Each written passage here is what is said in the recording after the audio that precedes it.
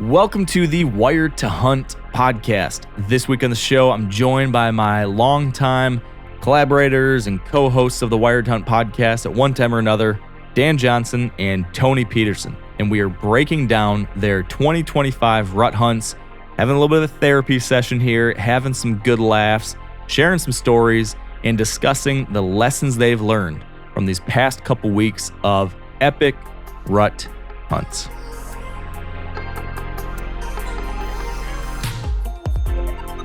All right, here with me now on the line are two questionably chosen friends of mine, two people who I frequently thought over the years, why have I chosen to spend time around these people? They say that you are the average of the 5 people you spend the most time with.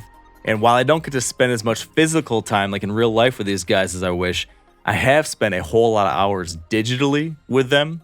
And so I do wonder if I'm becoming more like them by virtue of that, and that raises a lot of red flags. But I digress. The point that I'm trying to make here is that we've all just come off of our big ol' rutcations, and both Tony and Dan, both you guys had some success. I think some struggles along the way. So I wanted to debrief, see how you're feeling, see how it went, see if you learned anything, or if you're still as blockheaded as you were when this whole month started. So tell me this, on a 1 to 10 scale, Dan, how are you feeling post-rutcation right now? 10 being you feel amazing, 1 feeling like it kicked your ass.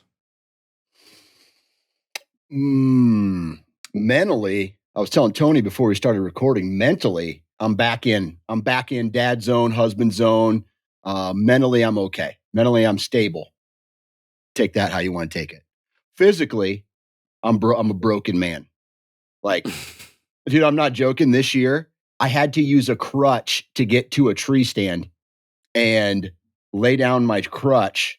And then basically on my right knee, every time I had to do a step, I had to do a pull-up to get on to the next step. And if you guys know anything about the old school Lone Wolf stands that have the alternating sticks, that's how all my setups are. And so I struggled getting into stands for like 3 days, and it sucked, man. It sucked. But I toughed it out. A crutch, a straight up crutch. Day one, the first day was a trekking pole. That didn't work because I was like having to I couldn't put any pressure on my right knee. What did you do to your knee? Well, other than just years of abuse, all right. So, on some of these split trees that maybe about 4 foot up, they split. And so I went 2 sticks on the left side and then 2 sticks on the right side. And then my stand faced the left side. So I was like wedged right in there. It makes for like a really good tree stand placement. And, going up, no problem. But coming down, I have to cross my legs and maybe angle a little bit. And then when I went to pivot back to straighten my foot out on that stick, my foot didn't go, but my knee did. And it's just, it's like bone on bone in there anyway. And I just ordered I just scheduled another knee injection for next month. So yikes. Aside from that, I mean, it just took me longer to get places. That's about it. But rut, I've got a lot of questions. Yeah, rut was good, man. I mean, well, I say good because I shot a deer, but the first week in November sucked, man. It was slow. This whole nonsense that you do about sitting all day, that's all lie. That's industry bullshit, right? Nobody, I'm never going to sit all day, man. I hunted all day, but I never sat all day. But then second week, dude, one of the best days of hunting I've had in several years took place on November 10th. And great day, a lot of movement, great coming off that cold front. And aside from that, just really that's a long way of saying I had fun. It was a great time. Good rut. First week was slow. Second week was better. Wow. So I want to follow up on some of that stuff, but I first want to get to Tony. Tony, what was your just 1 to 10 scale of how you're feeling post your couple rut trips? This is going to sound crazy, but I feel like I'm at a 10. Whoa. I accomplished everything that I set out to for this rut in a way that I didn't think was possible. Wow. So Wow. I'm not, we'll get into this, I'm sure. I'm not saying I didn't get my ass absolutely kicked at certain points, but I had big goals in Nebraska and I had big goals in Wisconsin, and I knocked them all off the list, and I feel good about it. Man, he's so good, isn't he, Dan? He's just, jeez. From way downtown, Tony. Just oh, man. crushing his goals in life. Congratulations. I wish I was more like you, buddy. Well, you probably just never get there, bud. I'm sorry. Bravo, Tony. Bravo. We've got a lot to learn from Tony here. We do. But let's start low. I don't know about you guys, but I just showed up and shot 2 great deer. And I mean, shit, I had the best rut ever. You guys didn't? That's funny. Let's start in the pits and work our way up to Tony's perfection. So Dan, give me some more details. You just told us how you destroyed your knee. Walk me through it. It seemed like following you from afar, watching, through Instagram and stuff. You had some struggles along the way. I had a friend text me and they said, "Man, Dan's Instagram meltdown last night was must-see TV." Oh yeah. Although I do feel bad for him. that was just one hunt though. That was just one hunt with a rookie mistake. And aside from that, it was just like, I mean, we've all had it. Those seasons where you go right, they go left. You go left, they go right. And it was a lot of that, to be honest with you. The deer were there. It's like, in this farm that I was hunting, I'm in a position on one of these stands where I'm in this awesome pinch point that connects 2 pieces of terrain together. And I can see a long ways down this pasture edge.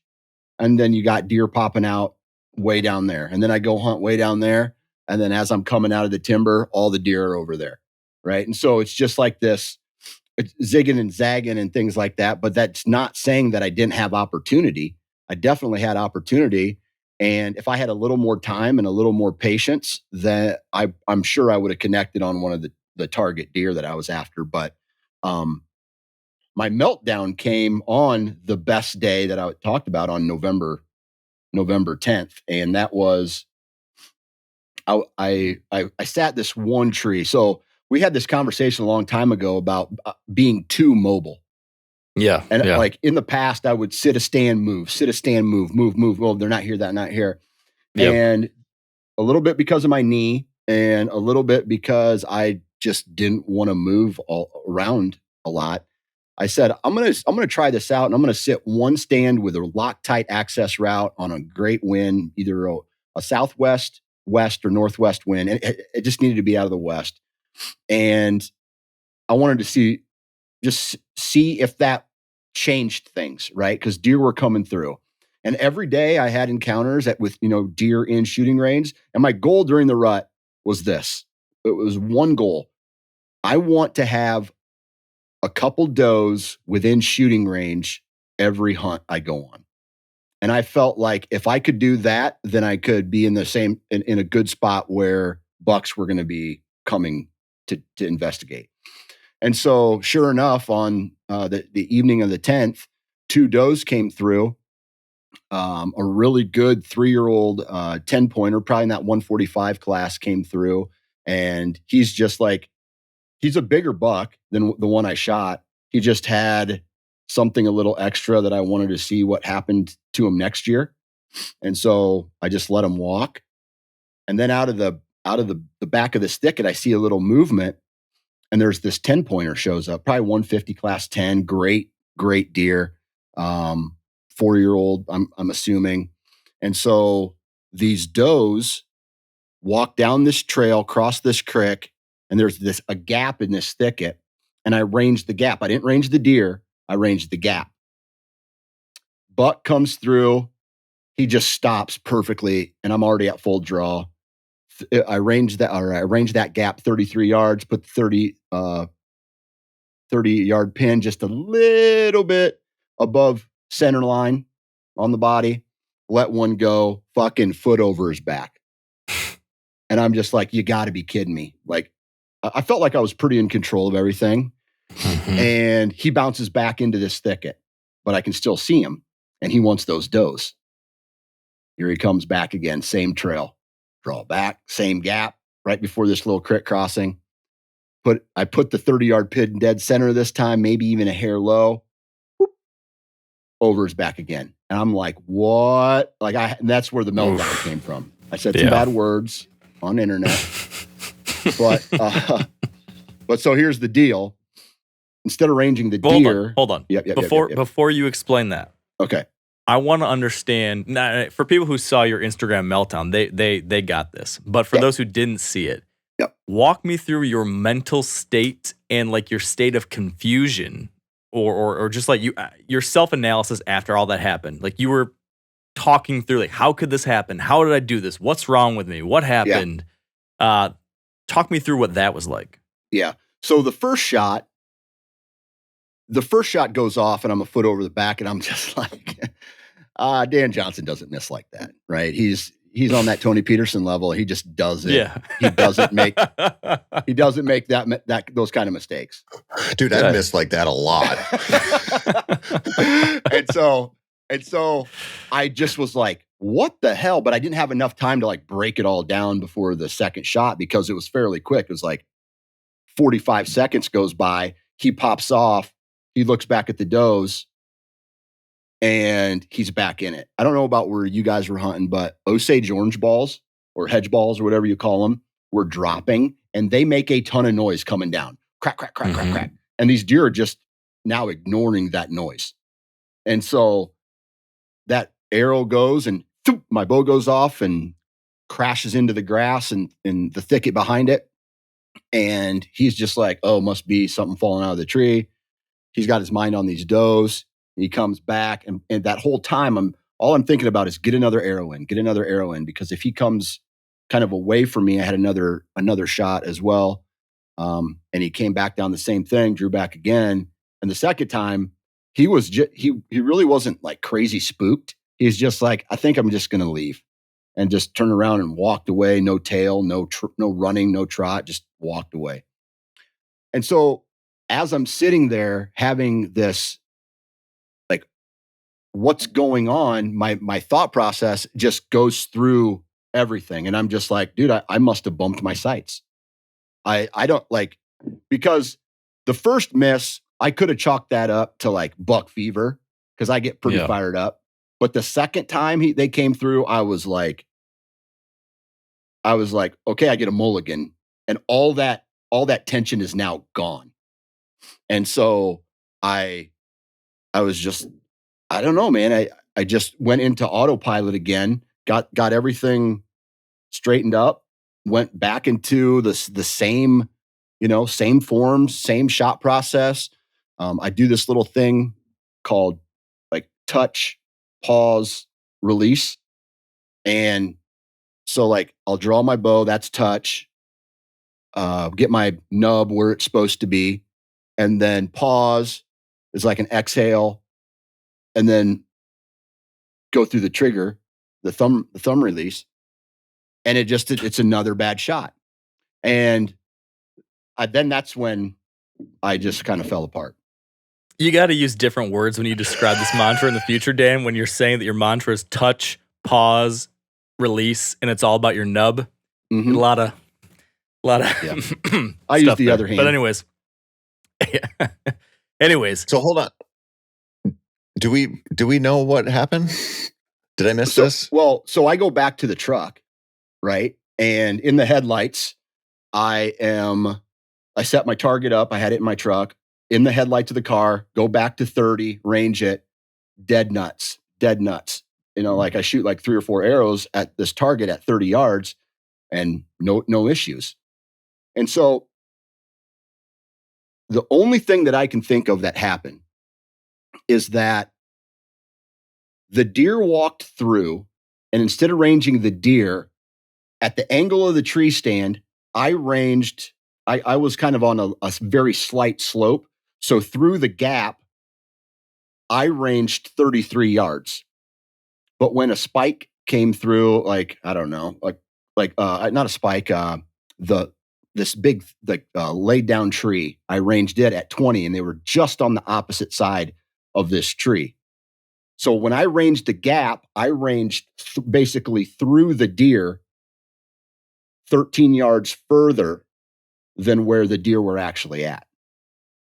And so that's where the mistake calculation of what pin I should have been using. I should have been using my 20-yard pin. And so that's where the calculation came back. That's where I'm just like, rookie mistake. That's where I had my meltdown and just, Did you stop him? Did you murp him, or did you just shoot him naturally? Nope, natural both times. Because he was getting ready to cross this creek. So right before he crossed, he didn't like bound into the creek and bound out. He walked right to the creek at this dry creek bed, stopped, and like same with the does, they stopped and then they slowly worked their way down and up, almost like a little momentum going down, then right back up. And I feel like that's what he was going to do. And he did it the same thing 2 times. I didn't have to stop him. And that's where it was just like this rookie ranging mistake where I ranged through the hole and the deer was way closer.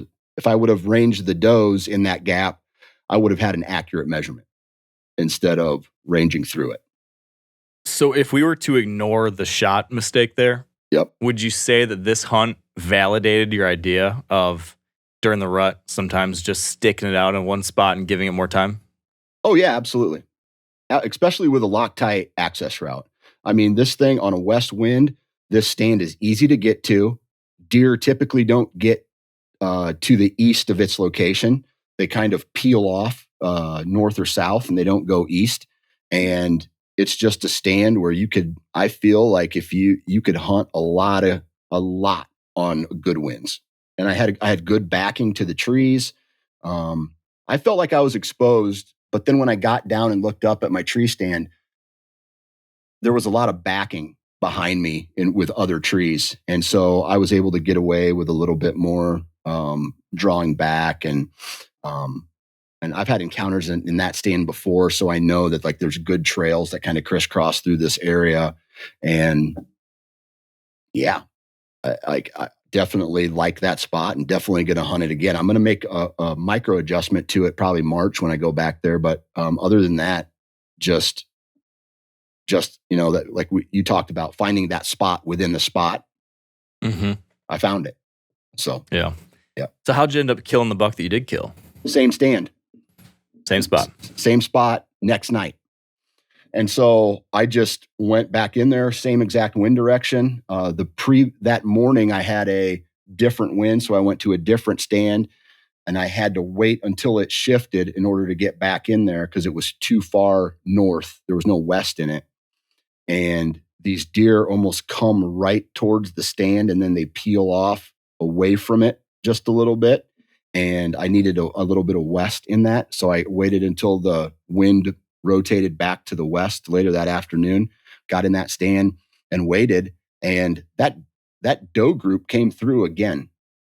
This time that buck wasn't with him, but and then a button buck came through and was kind of milling around right in front of me. I had a spike buck bedded at like 15 yards in this tall grass. The spike buck left. The button buck was still like milling around at like 5 yards in front of my stand. And then I saw some movement in the back of this little open spot in this it's not even timber because it's all locust trees and like those thorny black locusts and Osage orange trees. And it's like 30-year-old cattle pasture is what it is. It's just gnarly. It's all multiflower rows. Cool. Yeah, exactly. Exactly. So it's a habitat guy's worst nightmare, but a big bucks just love it. Deer are that farm is loaded with deer.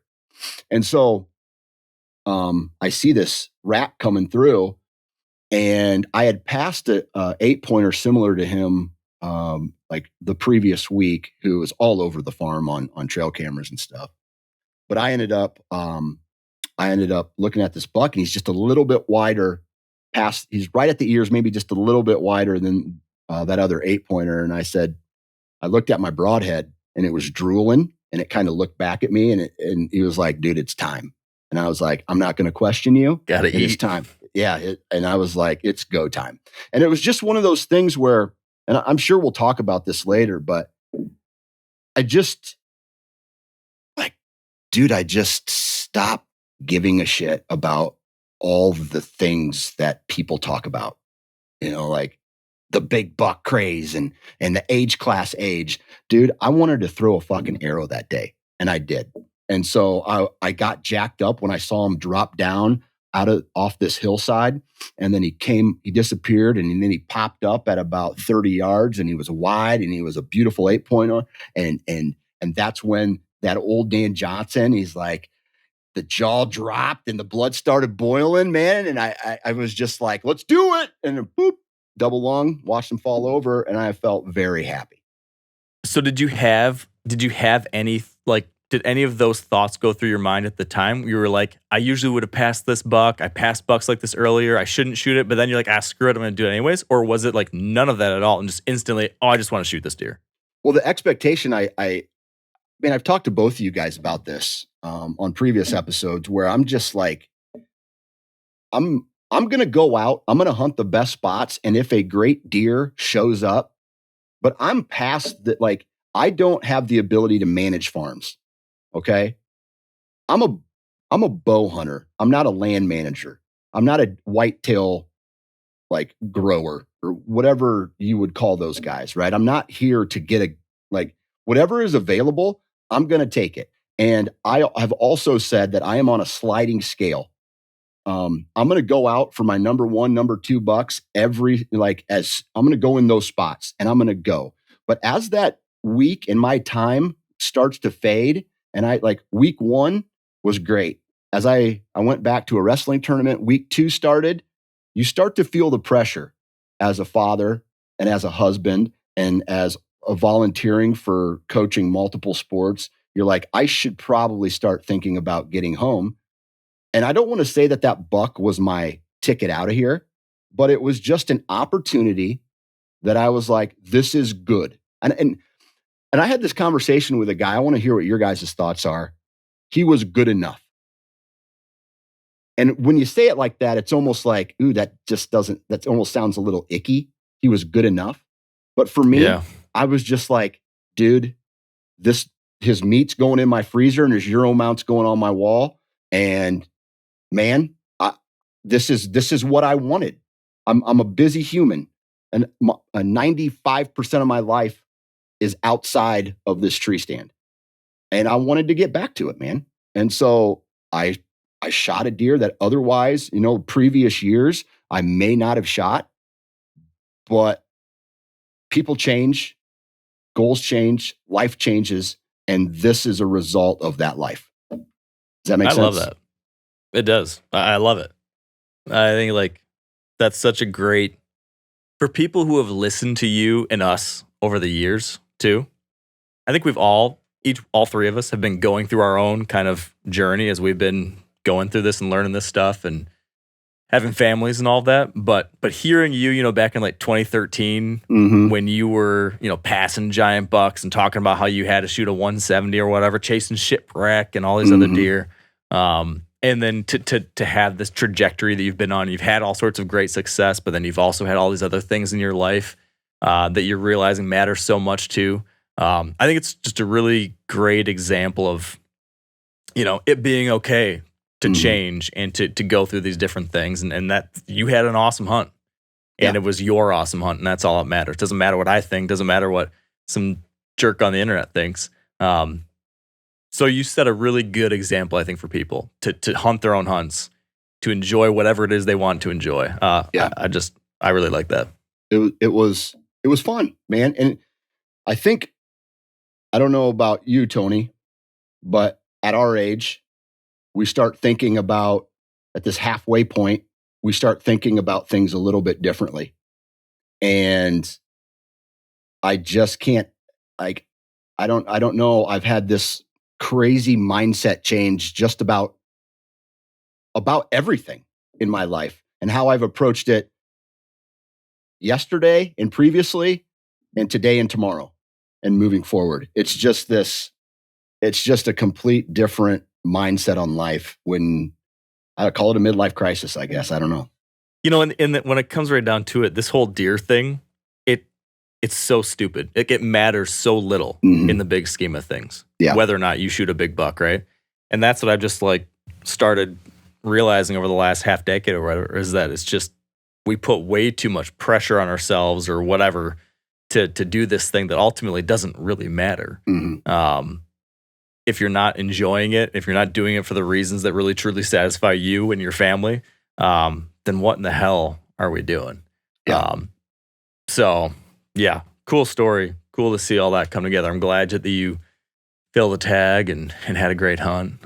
Yeah, and it's cool that when you don't go into that, you went through this a couple years ago where you felt like you had to go shoot a big buck because you were Mark Kenyon of Wired to Hunt, and in order for me to validate who I am and what I talk about, inches of antler matter. Dude, I shed that shit, and it feels so good sitting in a tree stand knowing that there was a spike that came by, and I almost wanted to just shoot him and just be like, got him, loved it, had a great time. Did it. And it's like, when you think about this, I'm sure both of you guys get a lot of messages, and I'll end on this. How many people every single year go out and attempt to bow hunt whitetails? And of those people, there are a lot that are unsuccessful.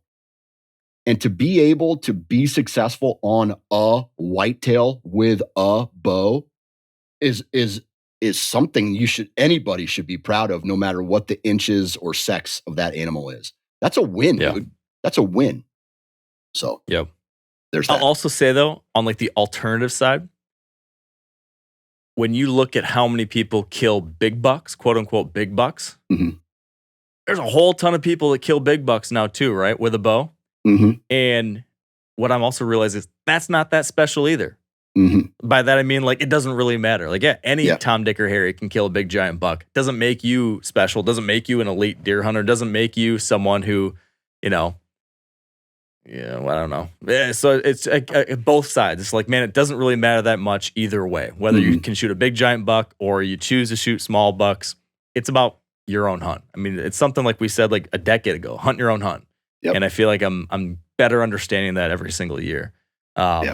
And there's few people that understand this better than the spike killer himself, Tony Peterson. Yeah. So that's a great sentiment, Mark, to give Dan a bunch of love for shooting a buck that he's a little bit self-conscious about it, and then immediately try to give me shit for shooting spikes.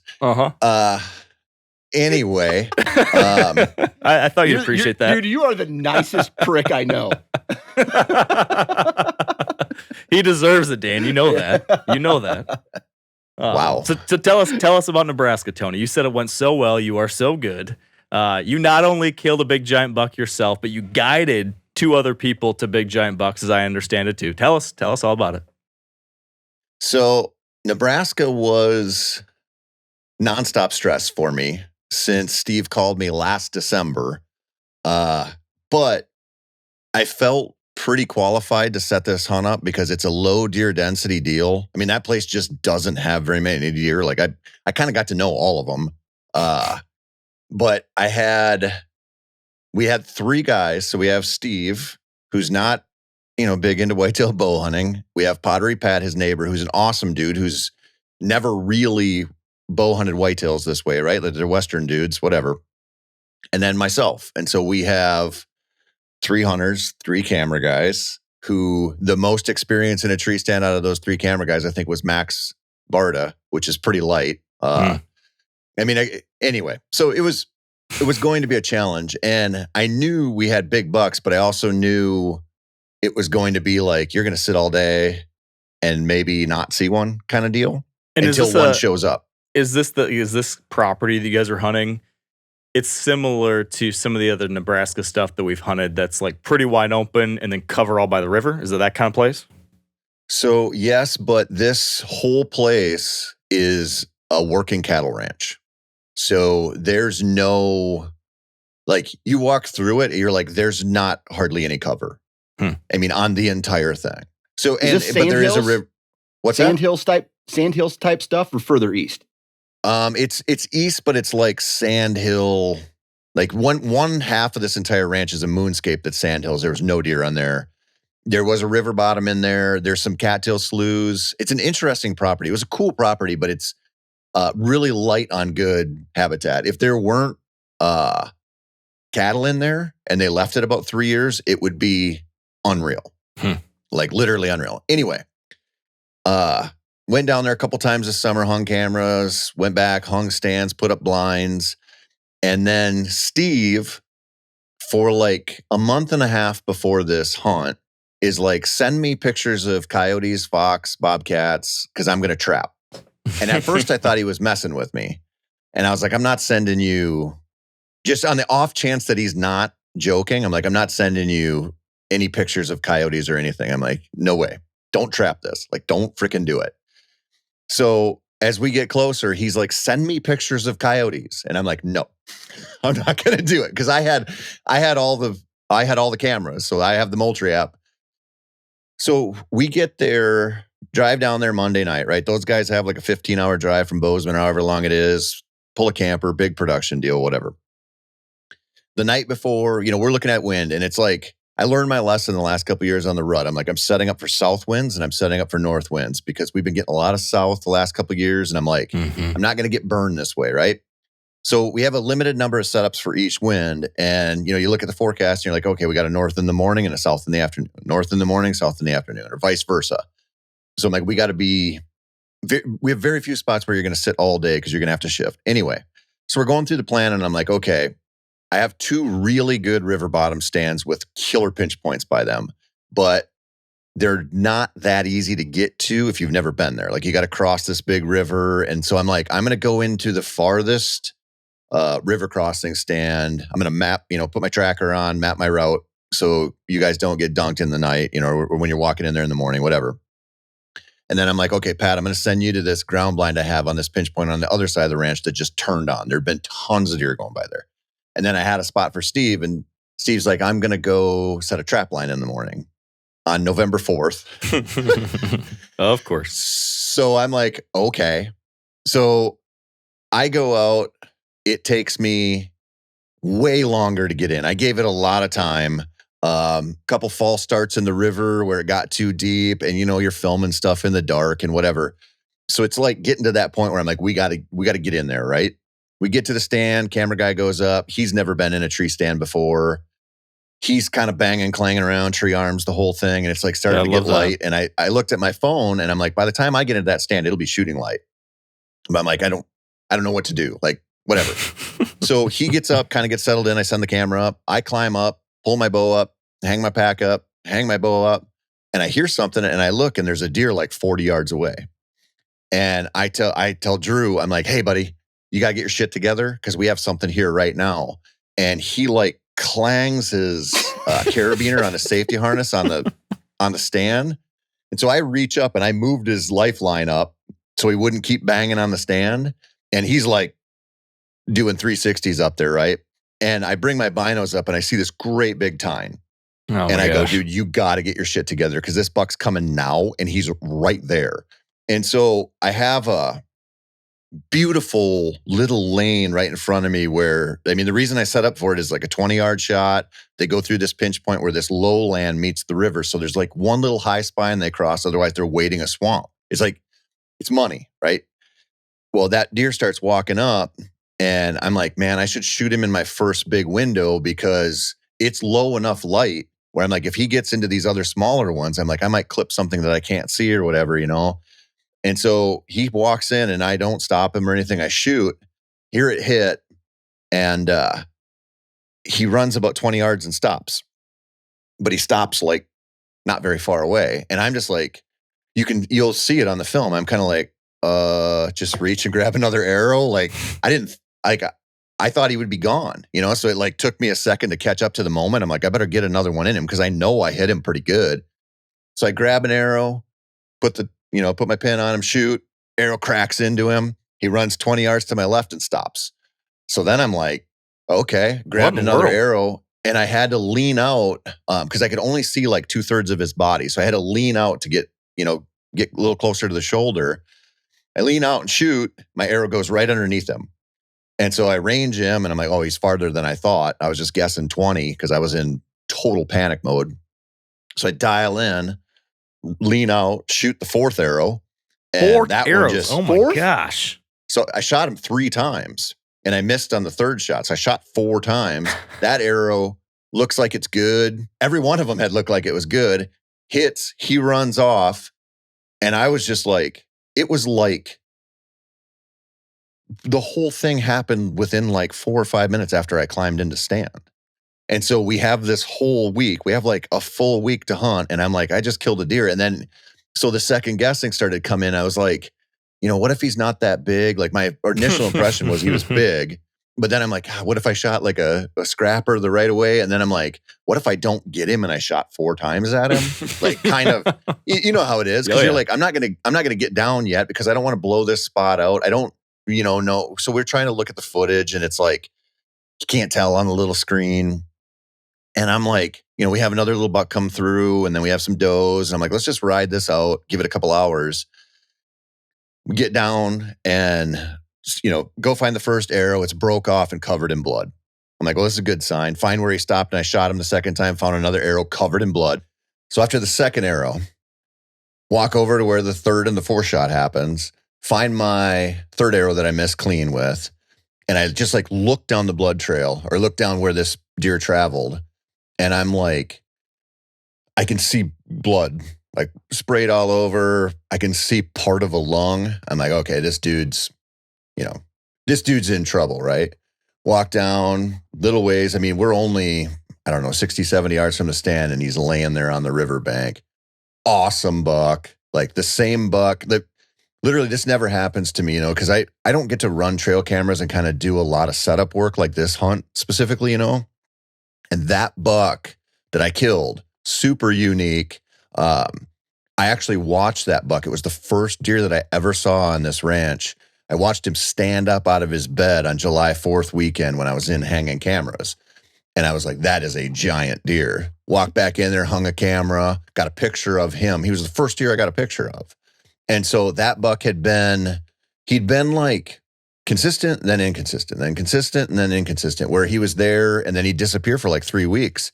But leading up to the hunt, that was the buck we talked about, right? And he's just bigger than everybody else, and he seems pretty much like a resident. So Pat and Steve are like, we're going to hold out for that, split brow tine buck. And I was like, literally driving down there. I'm like, guys, I haven't had a picture of that deer in 3 weeks. And he was there. I mean, obviously, showed up like 4 or 5 minutes into my sit, killed him, the biggest deer there. And it was great because, I mean, not only, like, you know how it is, getting one on film right away is it's like a blessing, right? But also then those guys were like, now they're not holding out for that deer. Because I'm like, you're not going to get that many chances here. It's like a low density thing. So that was like the pressure was kind of off, but, I still had to get Pat and Steve on deer. And so Pat, he sits all day the first day, never sees a deer in this blind that had just turned on. Like the trail cameras showed a lot of activity, but I think they must have known they were in there or something. Anyway, whatever, he blanks all day. Steve traps, goes out, sits a little bit. The next day, I put Steve in a natural blind on this place that just had I found a scrape in there in August, a bunch of old sign. And then I put Pat in this crossing where they kind of just go through this swampy part.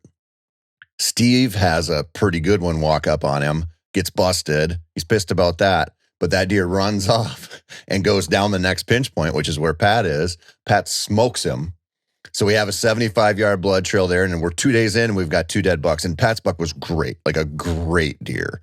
So then I'm just like, now it's just Steve, right? Like we have Steve left to fill his tag, but Steve's been trapping, and every day he's leaving his stand or his blind to go run that trap line. And you know how it is. Like, me, right? Like I'm pretty keyed up a lot of times. I'm like, let's get out there, get this done. Like next.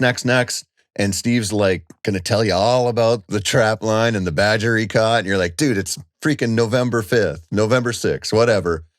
But anyway, so I put Steve in a couple spots, for the wind, whatever, on day 3. It does not go well. He's getting Steve feisty, right? I'm like, we got to get you down the river. It'll happen. Day 4, I put him in this stand that just had this really cool pinch point on it. It's a river play, so you have good wind blowing out over the river, the whole thing. And like an hour into the hunt, just like it's supposed to, right through that pinch point, here comes a nice buck, 15 yards. Steve smokes it. I'm like, 4 days in, we have 3 good dead bucks, and we've hardly seen a deer. You know what I mean? It wasn't like the kind of hunt where you're like, oh, they're chasing here, they're chasing there, or whatever. Like, it's literally like, you're not going to see one. And then when you see one, it's probably going to be a good one, and it's going to come through. And so it was a very successful hunt. Let me put it that way. I got a question for you real quick. How does Steve handle you putting him places? By that, I mean, does he just say, hey, Tony, where should I hunt? Or is he going to argue with you about it? Because I feel like, Steve likes to have opinions on things. Has he given you opinions? It's been a while since I've whitetail hunted with him. So I'm just curious, how does he take your suggestions these days? Steve is he's an interesting guy to guide. He's actually very willing to sort of accept, like, hey, I'd go here, or I'd sit here, or don't do this, or don't do that. He's always looking for something else. Like, should it be rattling? Should it be like, he's always looking for something, because he's got that Western impatience kind of, where he's like, I gotta make something happen. And he's really good until it's not going well. And then he starts to question you and start to needle you a little bit, and like do the Steve thing, like, the sun's shining in this blind, it's terrible. Like, what do you want me to do, buddy? Like, I have to set it up for certain winds. I have to do certain things. So on the 3rd day, he got a little spicy, but I ended up just telling him, hey, go trap some skunks. And I left him alone for a while. I'm like, I'm not going to talk to you. And then the next day he killed his buck. So it's a interesting dynamic guiding Steve. It's mostly good, but you can feel where it's about to break bad. And you're like, I got to head that off, because that could get ugly. Okay. I got a question. Is this like an official trip that has been recorded, and like buck walks out, cameraman's not ready, tough shit for Tony type of hunt? Yeah, I mean, we filmed it for a MeatEater episode, and it was a big ask because, 3 hunters, bow hunters, 3 camera guys, and we had 3 guys who have pretty limited experience in tree stands. And because of you guys have been to the sand hills, and you've kind of been to this area, it's like, you don't have a lot of trees to work with. You sure don't have a lot of trees where you can put 2 people in them. So it's a lot of ground blind stuff. And it was just like a tough hunt. But yeah, it was the kind of deal where, if that buck that I killed had, come in 5 minutes earlier, we'd had to let him go, or if he would have been, if the camera guy hadn't been ready, which is probably a more likely thing to happen, where it's just like you're getting there and he's just setting up, then you got to let that deer go. And that happens, I mean, Mark, this, when you film, like, filming costs you deer. It just does. Just like a different kind of stress, right? Like, we put pressure on ourselves to kill big bucks and like kind of represent the brand and all that stuff. But like that kind of hunt where you have a MeatEater episode sort of hinging on your calls and your setup and like, do this, don't do this. It is a hard to describe, and I don't want to bitch about it, because I don't want people to be like, oh my God, you think your job's hard or whatever. Like, I don't want that. It's just a different level of stress guiding Steve Vernella to a deer and setting up a whole MeatEater shoot like that. I think it's the exact complete opposite of the freeing sensation that Dan described earlier when he said that he didn't care about any other people and all that stuff and he could just hunt free. You were experiencing the exact opposite emotional state. So give us the quick rundown of Wisconsin. You're back on your own. You're not filming. This is just a Tony for Tony hunt. And that was tough until it wasn't. Yeah, man. I mean, that's part of the reason that I went right from Nebraska to Wisconsin. No cameraman, no kids. Just like, I'm going to go hunt for 5 days, do dark to dark sits, hunt whatever will walk by. And it was very tough until it wasn't. I mean, I blanked for almost 4 full days, which is I shouldn't say it's like uncommon over there. I mean, a lot of times if I go sit over there, I won't see a deer all day, or I might string together a couple of them. So, but during the rut, you know, I got over there on like November 11th or 10th or whatever. You would think just by sheer chance a Forky or somebody would come swinging through at some point, and they just didn't. But I started thinking about it, and this won't be that quick of a rundown, so sorry, Mark, but there's a lot of lessons in this hunt. I started thinking about it, and I had dropped off a couple cameras right when I got there, and I'd found this scrape earlier when I was hunting with one of my daughters. Wow. And it was in a place where I was like, this is like a curiosity to me. You know, you kind of go over and you hunt a place you've been to a lot, and you're like, I'm hunting off memories, and usually they use the swamp this way and whatever else. So I hung this camera, and I'm like, man, it's pretty active. And not only that, I had another camera not too far away on this crossing between these two, you know, lowland spots in the swamp, but away from the main swamp. And I kept getting coyotes, like coyotes in the day, multiple coyote pictures when you kind of just don't expect it. And in fact, the night before, I saw a coyote come out there at 4:00, and I was like, why are the deer here in this spot where historically I just wouldn't even consider it? And why is there so much coyote activity out here? So I started thinking about it, and there were two things that came to mind. We have a farmer up there around us who's taken out so much woods and planted crops in places that there just like historically wasn't. And one of those places was a standing cornfield still.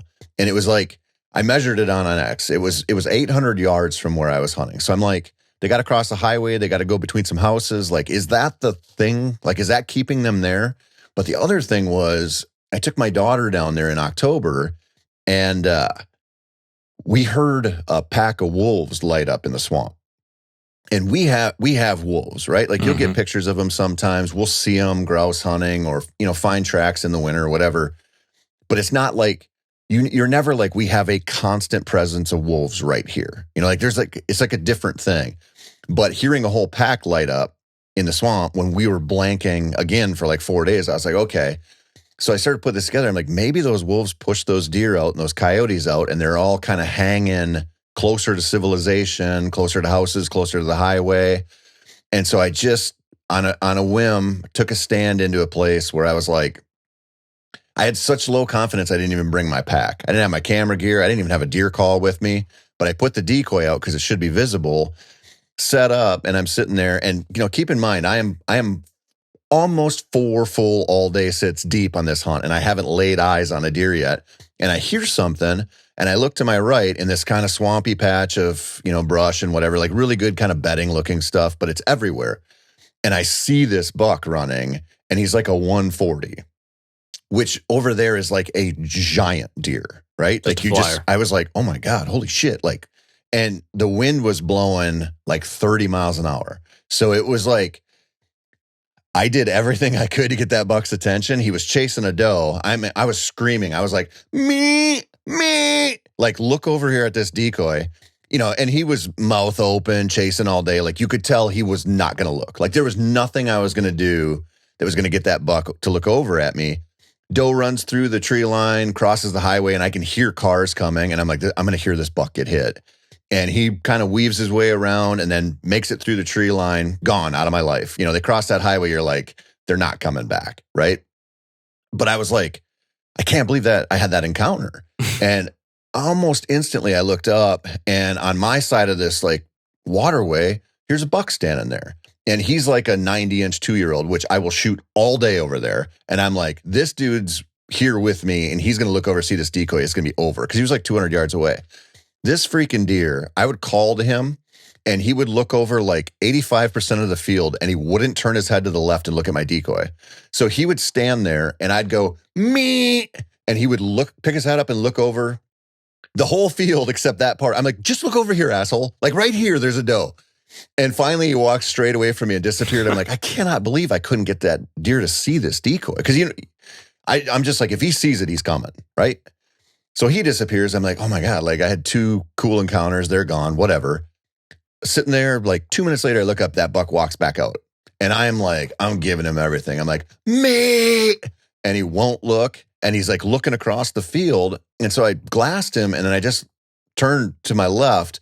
And here's this buck standing like 125 yards away. Another, like a good one. And I'm like, holy shit, there must be like that must be like the hot doe, right? So I switched my attention to that buck because he's in play. If he just takes a right, he's going to see that decoy. So I snort wheeze at him. He looks over, looks back at that other buck, snort wheeze again. And it's like this thing where he's like, do I go fight that guy? Do I go over there? And you can see in his head, like he knows where he wants to go. He wants to go across that highway. And dude, I threw every call I could at him and he started to walk out and I looked and that smaller buck walked up to him and they squared up and he did the whole sideways kind of side eye crab walk thing, you know, like they were going to fight. That littler buck takes off and I'm like, okay. I start grunting, I start bleeding, and that buck takes an interest, but he's like, I'm going to just cross this field. I'm not coming over there. So he walks way out. I'm like, he's out of my life, but I have nothing to lose, right? So I keep calling. He finally stops, and he just turns like 90 degrees to the right and starts walking. And so like I'm like, now he's in the right direction, but he's still going to pass by 100 yards away. And so I keep hitting him. I've never in my life called to a deer that much because he was like, you could just see, he's like, I don't want to. I don't care what you say. And I'm like, get over here. Like, get your ass over here, buddy. And he finally got straight in front of my decoy, but like 100 yards out. And he took another 90-degree turn and started walking in. I'm like, I called this buck in like a square. Like, it was crazy. And he walks up and I'm like, oh my God. Like, I thought he was like 110 inches. I didn't know he was like a 130. Like, he was way big for over there. And I kind of stopped paying attention to what he was. That dude comes in and I'm like, should I shoot him at 40? Because he's like kind of squared up. But I'm like, I don't like taking 40-yard shots at whitetails anymore. I'm like, I want 20 yards. So I'm like, I'm not going to do it. Super windy blowing around on that tree. And he just does it perfect where he squares up again and swings all the way around like they're supposed to. And you could tell he's like, I don't know if I'm going to fight or this is a doe. Like, I don't know what's going on. But he walked into 20 yards and I shot him really well, ran 50 yards and tipped over. And it was one of the coolest, like literally one of the coolest encounters I've ever had. And I've been hunting that area since 2008. And I have never gotten a shot at a Pope and Young buck. And I've spent more time there than anywhere. It was like the most like vindicating, like satisfying kill that I've had in a long time. That's nuts. Love it. So, where does that rank? Like with all of the bucks you've killed? I mean, it's not the biggest buck you've ever killed, but is that maybe one of your most hard-earned or appreciated of all time? That deer is one of my favorites for sure. Other than maybe some of the first bigger bucks I killed when I was younger, I don't know if I've ever earned one more. Like I literally, when I tell people, you know, like a couple years ago, it took me 21 days over there to see a doe. Like I almost never see deer there. And so to kill a buck like that way after so long was like I rediscovered, you know, like there's just certain things that happen in your life where you're like, I want to kill a buck here at the, you know, the family land, or I want to kill one at like, you know, you travel somewhere and you're like that thing gets its hooks in you and you're like, I got to get one here. And for whatever reason, it's like your nemesis spot. This place had my number for so long. So yeah, I ranked that one way up there, buddy. Well, I think like the story of our 3 different rutcations are really interesting illustrations of maybe like the whole theme of this conversation, which has been like this idea of like success is going to be different for everyone and maybe different at different parts of their life or in different weeks of their life even, right? I mean, like your hunt there in Wisconsin was because it was like so hard earned, like years and years and years and years and years, and you finally kill a good buck. Dan's was hard earned, but also fun because it was like kind of like this culmination of like just hunting for the fun of it and shooting a deer that made him happy in the moment and not worrying about all this other stuff. My rutcation was really, really satisfying because I went into it kind of similar to Dan in that I was like, you know what? The most important thing for me on this trip is actually like the friends I'm with and like just having fun and doing stupid stuff and hunting things that I wouldn't hunt in the past because I thought I had to be tough macho guy. And instead this time I just did the fun thing to enjoy the full like experience with the guys and had so much fun. And whether the buck I killed was 120 or 160, I would have been just as happy because of the laughs along the way and like getting to share it with my buddies. And all of us had these different things happen, but we all left our rut trips very satisfied, very happy, having great hunts, even though they were completely different. And I think that's a pretty cool thing. Tony, I'm going to give each of you guys like a set of like rapid fire questions here to wrap this up. Just kind of want to tie a bow on some things. So kind of quick, succinct, first thing that comes to mind here. But what is the biggest lesson you learned, the greatest lesson you learned from this year's rut so far? Like one quick thing. It's a lesson we all learn over and over, but to not hunt off of memories, to just take what they give you and work with that instead of being like, I'm going to force this old program. What is one thing you wished you did differently? If there's anything you could have changed about the last 2 weeks, what would that have been? It just ties into my last answer, right? Like, I just wish I would have adapted earlier instead of just like trying to make something work that wasn't working. Like, I thought I could wait them out, right? And just be super patient. And it's like, it's a low deer density thing. You got to go find them. And so I wish I had just like accepted my fate earlier and went looking. Yeah. But thank goodness you did finally pivot. And then what is one thing you're really glad you did do? Man, I know. Here's a disclaimer. We own Dave Smith decoys, right? Like, I get it. Using that doe decoy and plugging a doe decoy into my strategy has changed everything for me. Like 2 years ago, we started using it. My daughter killed one. I killed one, brought it home. It started working. I think we've killed 5 bucks off of it in the last couple seasons. And it really has opened my eyes to different types of setups where I can sort of play it a little more safer and try to get them to work in exactly how I want them to. And it's like with the right buck and that decoy, it is like hunting on a cheat code, man. It is just different and it's fun. So I'm like, I think that's the thing I've been most excited about, like leaning into is like, how do you plug this decoy into these different situations? Because man, the right buck lays eyes on it and it is over. Yeah, I got to try it. I tried a doe decoy for the first time a couple weeks ago in Iowa. I didn't have a DSD with me though, a DSD doe. So I just used kind of a cheap plastic one that was okay, but I could see the utility in it. So I want to try that someday. Okay, Dan. Yes. Greatest lesson you learned on this Rutcation? Ooh, this was a year of just doing it. I don't know if there's a lesson. There's not really a lesson there. I mean, I could say don't ever give up, because then I went back out and I shot a deer the next night, but I've done that before. I'm just like, the lesson is that this season comes so quick and it's over so quick. And it's just like, now I've tagged, I did my annual mule deer hunt, archery season, my tag is punched and it's over, right? Like I checked the box, I punched the tag. Yeah, I could go out and maybe try to shoot another doe. I'll probably go out for a firearm season. But as far as bow hunting for bucks in Iowa, dude, it's over for me. And it's just, the lesson there is to just stop for just a moment and just be thankful that you're in a tree stand, because someday you're not going to be. I don't know. It's funny you mentioned that, because I remember being in the tree one day in Iowa and thinking to myself, you just need to stop a second and stop obsessing over like constantly scanning, constantly searching, constantly thinking about what's the wind, where should I go next, what should I do next, where's the deer, looking this way, that way, this way, that way. It's like, just stop and close your eyes and like take a deep breath and listen. Like, listen to the leaves, listen to the wind. Just take a second and look at it all and just look at the scenery. Like, don't think about the deer.